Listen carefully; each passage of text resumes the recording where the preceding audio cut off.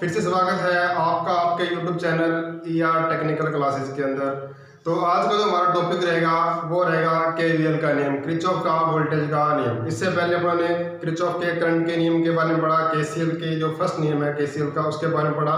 उसके अंदर हमने पढ़ा था कि नोड एनालिसिस मेथड से अपने धारा का मान कैसे निकालते हैं किसी भी ब्रांच के अंदर। आई होप आपको अच्छे समझ में आया होगा।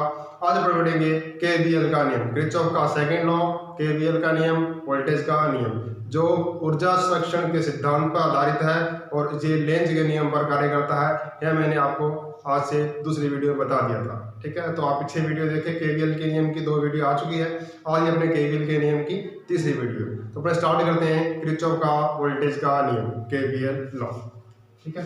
तो आज का जो नियम है वो है KVL, किरचॉफ वोल्टेज लॉ, ठीक है। तो देखो इस नियम के आधार पर क्या बोला था कि इस नियम की परिभाषा क्या होती है। सबसे पहले वो जानते हैं कि वोल्टेज क्या है। मतलब किसी भी बंद परिपथ के अंदर या किसी भी परिपथ के अंदर, ठीक है, जुड़े हुए EMF मतलब जुड़ी हुई बैटरी, कितने भी वोल्टेज सोर्स जुड़े हुए, ठीक है। तो किसी भी बंद परिपथ के अंदर जुड़े हुए EMF या वोल्टेज सोर्स तथा उस परिपथ में होने वाले वोल्टेज ड्रॉप मतलब वोल्टापात का जो बीजगणितीय योग होता है वो क्या होता है, शून्य भी होता है और ऐसा बोलते हैं कि बराबर भी होता है। दोनों बातें जो KCL में था वो KVL में है। बस वहाँ पर तो आने वाली धारा का और जाने वाली धाराओं का बीजगणित योग बराबर होता है और शून्य भी होता है। इसमें जुड़े हुए EMF और वोल्टापातों का योग बराबर भी होता है और शून्य भी होता है। देखिए स्टार्ट करते हैं अपने। तो क्या लिखा हमने कि किसी बंद परिपथ के अंदर, किसी बंद परिपथ में जुड़े हुए EMF या बोलते हैं वोल्टेज स्रोत, जुड़े EMF या वोल्टेज स्रोत का बीजगणितीय योग उस परिपथ में होने वाले वोल्टापात बोलते हैं वोल्टेज ड्रॉप। क्या बोलते हैं, वोल्टेज ड्रॉप के बीजगणितीय योग के बराबर होता है। अब देखो कहने का मतलब क्या है कि किसी बंद परिपथ के अंदर, अपने कोई बंद परिपथ लेते हैं अपने, ठीक है। ये लिया बोले एक लिया, ये बैटरी E1, ये पेट्रोल ले लिया, दूसरा पेट्रोल ले लिया और ये बैटरी E2, ये R1 और ये R2 और इसमें धारा आ रही है वो IR, ठीक है। ये अपने पास एक बंद परिपथ है, ठीक है। ये अपने पास बंद परिपथ दिखाई दे रहा है, ठीक है। कि किसी बंद परिपथ में जुड़े हुए वोल्टा स्रोत EMF या वोल्टेज सोर्स, तो वोल्टेज सोर्स में दिखाई दे रहे हैं एक्टिव, जो एक्टिव एलिमेंट होते हैं। EMF वो क्या होता है, एक्टिव एलिमेंट। अब एक्टिव एलिमेंट क्या है, ये E1 और E2 दिखाई दे रहे हैं। इनका बीजगणितीय योग मतलब प्लस और माइनस, जरूरी नहीं यहाँ पे ऐसे देखो, ऐसा भी आ सकता है यहाँ माइनस हो और यहाँ क्या हो, प्लस हो, ठीक है। देखो ये यहाँ की E1 और E2। तो अपने स्टार्ट करेंगे कि वोल्टेज ड्रॉप और वोल्टापात का बीजगणितीय योग क्या होता है, बराबर होता है। अपने यहाँ से स्टार्ट करें तो यहाँ पे क्या रहा है, यहाँ से घूमना स्टार्ट करते हैं तो बैटरी का E1, ठीक है, और यहाँ से घूमना है तो फिर माइनस का E2, ठीक है। ये ध्यान रखें, कैसे भी हो आपको E1 और E2 इनका योग जो होता है, ठीक है, बराबर इसके होता है धारा IR1 प्लस धारा IR2। तो ये EMF है और ये क्या है, वोल्टेज ड्रॉप। EMF का योग जो होता है वोल्टेज ड्रॉप के योग के, कौन से योग के, बीजगणितीय योग के क्या होता है, हमेशा बराबर। मतलब जितने भी वोल्टेज सोर्स होंगे उनका योग एक तरफ होगा, चाहे प्लस और माइनस। सिंपल ध्यान रखें, ये बीजगणित इसलिए लिख रखा है कि प्लस और माइनस किसमें भी हो सकते हैं। अपने सब सर्किट को हल करेंगे तो प्लस और माइनस दोनों आएंगे, वो ध्यान रखें। तो प्लस और माइनस कुछ भी लेकिन ये दोनों क्या होगा, योग होगा। माइनस का और माइनस का क्या हो जाएगा, योग हो जाएगा। तो उनका वोल्टेज ड्रॉप का या वोल्टापात का योग तो एक साइड आएगा, I इंटू आर क्या होता है, वोल्टेज ड्रॉप, ठीक है। ये I into R1, I into R2, तो ये वोल्टेज ड्रॉप एक साइड हो गया और ये क्या होगा, उसका वोल्टेज सोर्स मतलब EMF का योग क्या होगा, एक साइड होगा। तो ये दोनों क्या हो गए, एक बराबर हो जाते हैं। तो लिख सकते हैं हमने कि सिग्मा ई बराबर सिग्मा आई इंटू आर। ये भी क्या कहता है, केवीएल का नियम कहता है कि सिग्मा ई मतलब कुल वोल्टेज ड्रॉप और कुल वोल्टेज सोर्स या ईएमएफ का जो योग है कौन सा, बीजगणित योग बराबर होता है। तो ये ध्यान रखें, इसके नियम इस परिभाषा तो ये बन गया, ठीक है, कि टोटल ईएमएफ और टोटल वोल्टेज ड्रॉप हमेशा क्या होते हैं, बराबर होते हैं। उनका जो बीजगणित योग होता है वो हमेशा क्या मिलेगा, आपको बराबर मिलेगा। और डेफिनेशन में ये कह रही है कि किसी बंद परिपथ में जुड़े हुए वोल्टेज सोर्स या ईएमएफ का बीजगणित योग, तो ईएमएफ का बीजगणित योग उस परिपथ में होने वाले वोल्टेज ड्रॉप के बीजगणित योग के क्या होता है, बराबर। तो ये एक साइड तो क्या आ गया, ईएमएफ का टोटल, और दूसरी साइड क्या आएगा, उसका वोल्टेज ड्रॉप का टोटल, हमेशा क्या होगा, बराबर। अब इसको ऐसा भी कर सकते हैं कि इसको एक साइड लेके बराबर जीरो भी कर सकते हैं अपने। तो उसके लिए अपने क्या बोलेंगे, दूसरी परिभाषा क्या बोली जाएगी, ध्यान रखें, दूसरी परिभाषा क्या बोलेंगे, या आपने क्या बोल सकते हैं कि किसी बंद परिपथ में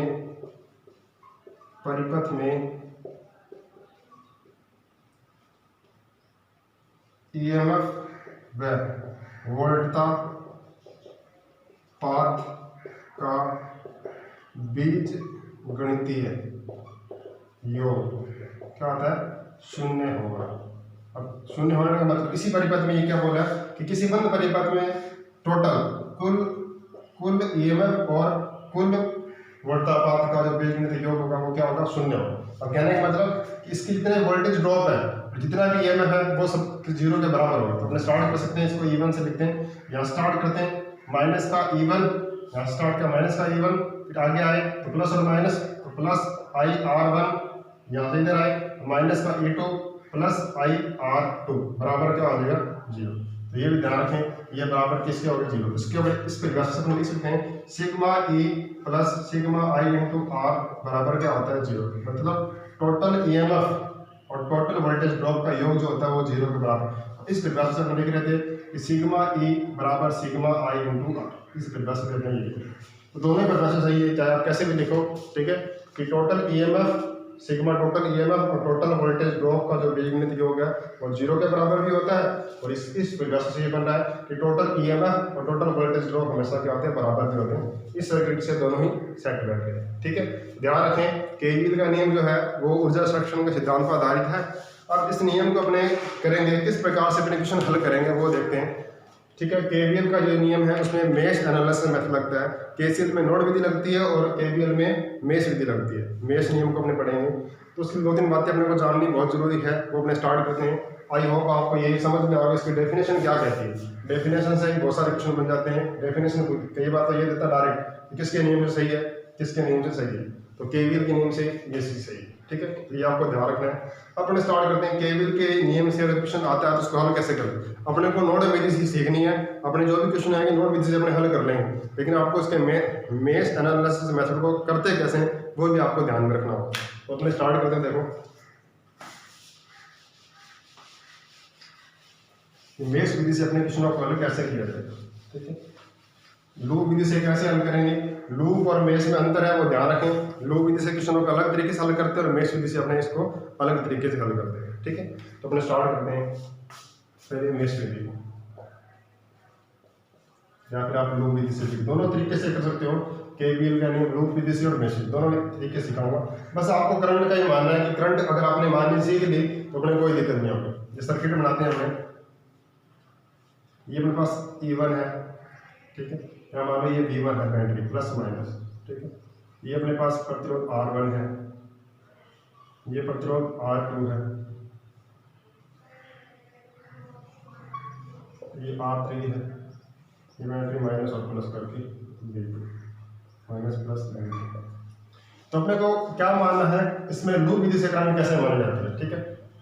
अपने कोई करंट मान लो, माना यहाँ से क्या आ रही है, करंट आ रही है I, ये अपने माना यहाँ से करंट आ रही है I, ठीक है। इस नोड पर करंट आ रही है I, ये V1 नोड है और ये V2 नोड है, V2 का हमारे पास 0 होता है, ये अपने नहीं। अब इसे नोड विधि से अपने नहीं करें, मान रहे कि इस नोड पर करंट आ रही है I, ठीक है, इधर गई I1, ठीक है। यहाँ से अगर माने I आ रही है, इधर से I1 इधर कितनी जाएगी, I minus I minus I one.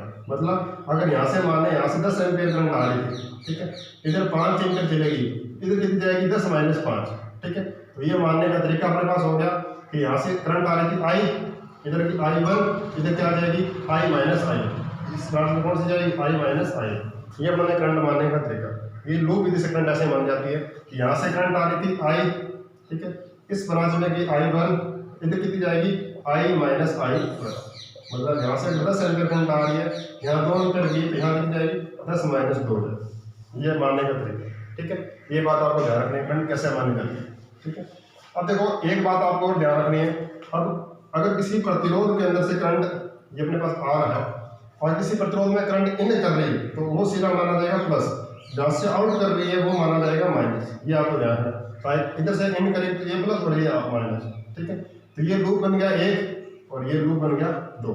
अब ध्यान रखें दोनों लूपों को एक ही डायरेक्शन में आपको घुमाना है, ठीक है, ये आपको ध्यान रखना। अब देखो बैटरी का भी और किसी भी बैटरी का और किसी भी प्रतिरोध का आपको प्रारंभिक सिरा लेना है, चाहे वो प्लस हो चाहे वो क्या हो माइनस, ठीक है। तो लूप विधि से या मेश विधि से हमेशा क्या बनते हैं 2 सर्किट बनते हैं। इससे क्या बनेंगी लूप मेथड से 2 समीकरण बनती है, दो समीकरण बनती है, ये ध्यान रखें, ठीक है। अब देखो मेश विधि में हमें किस तरह से क्वेश्चन को हल करेंगे, उसके लिए आपको 2-3 बातें ध्यान देना जरूरी है, ठीक है। कैसे जानना जरूरी है, अगर किसी प्रतिरोध में आपको कोई प्रतिरोध है आपके पास आर, ठीक है, एक इसमें आपको धार निकालनी है आई, इधर से तो आई वन शो कर रही है और इधर से क्या कर रही है आई, और इधर से शो कर रही है आई टू। इसमें क्या जाएगी आई बराबर क्या होगा आई वन प्लस में आई टू। ये आपको ध्यान रखना आई वन प्लस में आई टू। आई आपको धारा इस दिशा में निकालनी है, इस सर्किट में आई वन आ रही है, इस सर्किट से आई टू आ रही है, इस बात में क्या जाएगा दोनों का योग जाएगा आई वन प्लस में आई टू, ठीक है। और देखते हैं अगर कोई अपने पास प्रतिरोध है, ठीक है, इसमें आपको करंट आई निकालनी है, इधर से तो क्या आ रही है आई वन आ रही है और इसके विपरीत क्या जा रही है आई टू जा रही है। तो इसमें आई कैसे निकालेंगे I one minus I two करेंगे, क्या करेंगे I one minus I two, जिस दिशा में आगे आ रही है तो I one minus I two करेंगे, ठीक है। ये ध्यान रखना है, पहला पॉइंट ये था, दूसरा पॉइंट ये, ठीक है। अब तीसरा पॉइंट ध्यान रखें, अगर कोई प्रतिरोध है, ठीक है, अपने करंट यहाँ से ऊपर नीचे से ऊपर निकालनी है, आई निकालनी है, ऊपर से तो करंट आ रही है आई वन और इधर से करंट आ रही है आई टू। अब क्या करेंगे आई निकालने के लिए आई टू माइनस क्या करेंगे आई वन करेंगे, क्या करेंगे आई टू माइनस आई, क्योंकि देखो आई ऊपर जा रही है आई टू भी ऊपर जाएगी, तो ये आई टू माइनस क्या किया जाएगा आई वन किया जाएगा। अगर कोई प्रतिरोध है आर, ठीक है, करंट ऊपर निकालनी है, इधर से आई वन आ रही है और इधर से क्या आ रही है आई टू आ रही है, दोनों एक ही डायरेक्शन में, और करंट भी ऊपर निकालनी है तो आई क्या क्या निकालेंगे अपने आई कैसे निकालेंगे आई वन प्लस में आई टू। ये आपको 4 चीजें ध्यान रखें। कैसे ध्यान रखें दोबारा बताता हूँ।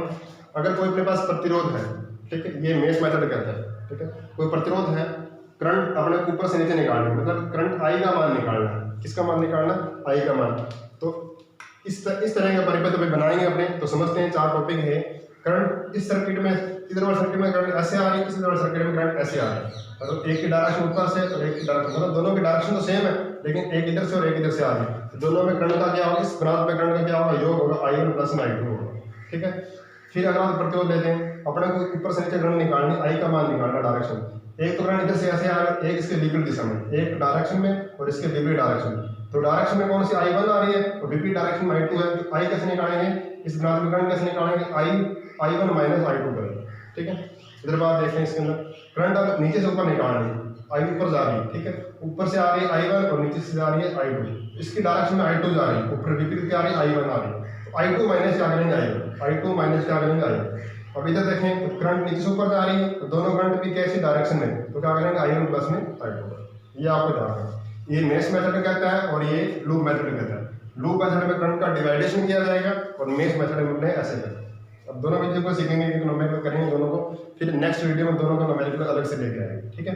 ये आप लिख लीजिएगा 1 नंबर 2 नंबर 3 नंबर 4 नंबर। और लूप मेथड में क्या करते हैं, करंट का डिवाइडेशन करते हैं, आई वन आ रही है, आई आ रही है, आई वन इधर की इधर क्या आ जाएगी आई माइनस आई वन जाएगी, ठीक है। फिर अपने न्यूमेरिकल करने सीखेंगे किस प्रकार से इसके न्यूमेरिकल किए जाते हैं। आई होप ये आपको समझ में आया होगा कि करंट का अपने कैसे मानना, परिपथ में करंट को अपने किस तरह से माना जाए। पहले अपने करते हैं लूप मेथड से, फिर पढ़ेंगे मेश मेथड से, ठीक है। तो कोई क्वेश्चन लेता हूँ मैं आपको लूप मेथड से करके दिखाता हूँ किस प्रकार से आपने करंट को मानना है, करंट को करना है। ठीक है, तो मैं स्टार्ट करता हूँ। तो मैं क्वेश्चन बनाता हूँ आपको, आपको आंसर कैसे करना है देख लो। आपको वैसे दोनों तरीके से नोड के नियम से भी कर सकते हो। तो देखो ये अपने बनाते हैं क्वेश्चन को।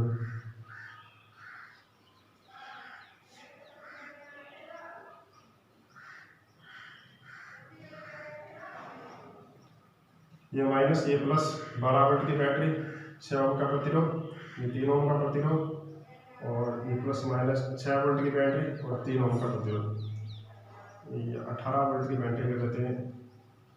और ये 6 ओम का प्रतिरोध। आपसे पूछा है 3 ओम में धारा का मान था, आपसे क्या पूछा है, इस 3 ओम में धारा का मान था। तो सबसे पहले आपको क्या करना पड़ेगा, धारा माननी पड़ेगी। अगर सर्किट में आपको निकालना है इस 3 ओम में, इस डायरेक्शन में धारा का मान, बस ये बता रखा है। बाकी आप अपनी मर्जी से कोई भी करंट मान सकते हो। ठीक है, अपने मानते हैं इस 18 वोल्ट से करंट बाहर आ रही है, अपने माननीय करंट कुछ ही मान सकते हो अपने तरीके से, दोनों तरीके से करके देखेंगे। अपने माननीय यहाँ से करंट आ रही है आई, इधर से करंट क्या आ रही है, आई आ रही है। ठीक है, करंट मानने का तरीका भी सही मानिए, गलत मानिए वो देखते हैं। यहाँ से आई आ रही थी, इस तरफ गई अपने आई बन गई, इस तरफ क्या आ गई, आई बन गई, इस नोड पे करंट आ रही है। ठीक है, इधर से आई आ रही थी, इधर आई बन गई, इधर क्या करंट जाएगी, इस ब्रांच में करंट क्या आएगी, आई माइनस आई, आई माइनस आई।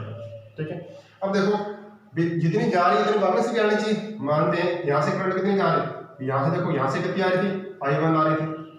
अब देखो इस नोड पे करंट कितनी आ रही है, क्योंकि देखो यहाँ से आई जा रही थी तो वापस घूम के भी आई आनी चाहिए। ठीक है, तो यहाँ से क्या जा रही थी, आई जा रही थी, तो घूम के भी आई आनी चाहिए, मतलब हमेशा करंट बराबर होगी। इस परिपथ पे कौन सी करंट है, ऊपर से आ रही है आई 1, और इधर से क्या आ रही है, प्लस में आई माइनस आई 1 ये आ रही है। ठीक है, इसको योग करें देखो तो क्या आएगा, आई 1 प्लस में आई माइनस आई 1, आई 1 से आई 1 कैंसिल, मतलब इस ब्रांच में ऊपर से आई जा रही है। ठीक है, तो मतलब करंट अपने क्या मानिए, सही मानिए। आप किसी तरीके से मान सकते हो करंट। तो देखो अपने पास इसमें करंट मान लिया, अब इस परिपथ में करंट अपने मानिए, इस परिपथ, ये लूप नंबर 1 और ये लूप नंबर 2।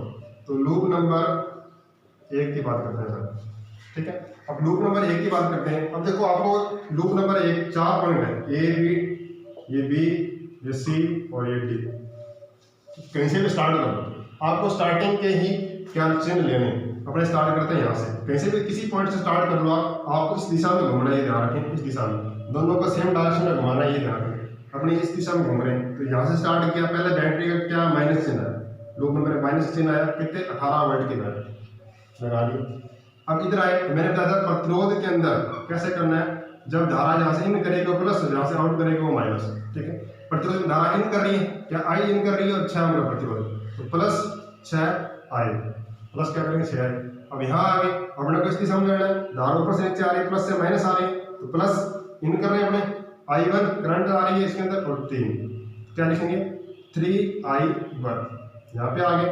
अब इधर कोई प्रतिरोध नहीं, वापस पहुंच गए, तो बराबर क्या कर देंगे अपने 0। तो वोल्टेज ड्रॉप और वोल्टता पाथ का योग 0 के बराबर हो गया। अब इसको कर लो, 6i प्लस 3i1 बराबर क्या कर लेंगे 18। ये समीकरण नंबर बनेगी क्या अपने पास 1, समीकरण क्या बनेगी 1। अब अगले लूप में लेते हैं, लूप नंबर 2 से बनाते हैं, लूप नंबर 2 से। ठीक है, अब देखो यहाँ से सी, ई और एफ लिखो।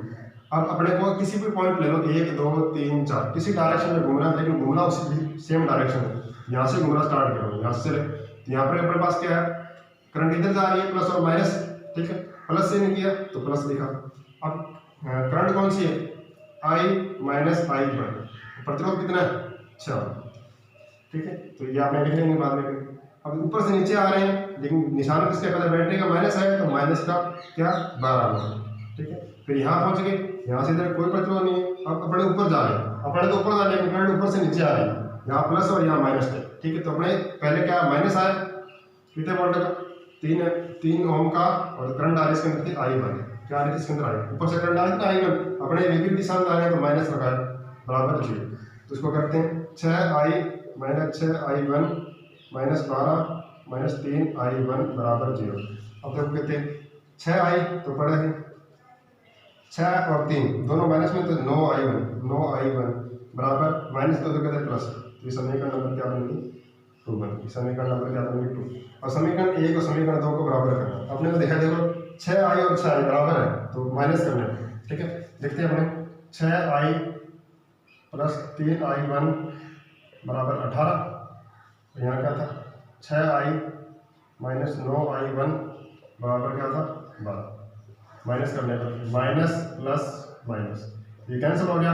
अब प्लस के 9 और माइनस के प्लस के 9 है और प्लस की 6 प्लस की 3 तो कितने हो जाएंगे 9 12i1 बराबर कितने हो गए 18 में से 12 गए, ठीक है। तो कितने बच गए 6। i1 बराबर क्या आएगा 6 बटा में 12 6 दूनी 12 1 बटा में 2 मतलब 0.5 एम्पियर करंट आया। i1 का मान कितने करंट आया 0.5 एम्पियर मतलब आधा एम्पियर करंट ये रहा। तो आप नोड विधि से करके देखिएगा कि नोड विधि से इसके अंदर कितने करंट आ रहे हैं 0.5 एम्पियर आ रही है नहीं आ रही, ठीक है। इसमें आपको ध्यान रखना भी एक दूसरे का ध्यान रखना है और लूप पे घूमना कैसे है वो आपको ध्यान रखना है। दोनों के डायरेक्शन सेम होना चाहिए, ये एक विधि और ये दो अपने पास इक्वेशन बनती है, इन दोनों इक्वेशन से अपने क्या कर सकते हैं इसको हल कर सकते हैं। i1 का मान अपने पास कितना आया 0.5 एम्पियर। आप नोड विधि लगा के इस क्वेश्चन को हल करके देखिएगा इस तीनों में धारा का मान कितना आ रहा है इतना ही आना चाहिए, तो अपना क्वेश्चन क्या बिल्कुल सही है, कोई दिक्कत नहीं है, ठीक है। तो आई होप आपको समझ में आया होगा। तो अपने नेक्स्ट वीडियो के अंदर लूप विधि से और मेश विधि से क्वेश्चन किस प्रकार से अटेम्प्ट करेंगे वो अपने नेक्स्ट वीडियो में अलग से न्यूमेरिकल की क्लास लेके आएंगे। इसके आगे क्लास यही होगी अपने न्यूमेरिकल को हल करेंगे मेश मेथड से और कौन से लूप मेथड से। तो आप प्रैक्टिस करिएगा अपने घर पे अपने बुक से किस प्रकार से क्वेश्चनों को हल किया जाएगा। बाकी मेरा तो मानना ये है कि आप नोड विधि से किसी प्रकार के क्वेश्चनों को हल कर सकते हैं। आपको कम इससे भी हल कर सकते हैं लेकिन इसमें टाइम लगेगा, कुछ ना कुछ गड़बड़ होने की दिक्कत रहेगी। आप लूप मेथड से मेश मेथड से भी कर सकते हैं लेकिन आपको क्या है नोड मेथड सीखना है, डायरेक्ट आपको आंसर एक ही समीकरण से आपको आंसर निकालना, कोई दिक्कत नहीं आएगी। तो आई होगा आपको अच्छे समझ में आया होगा।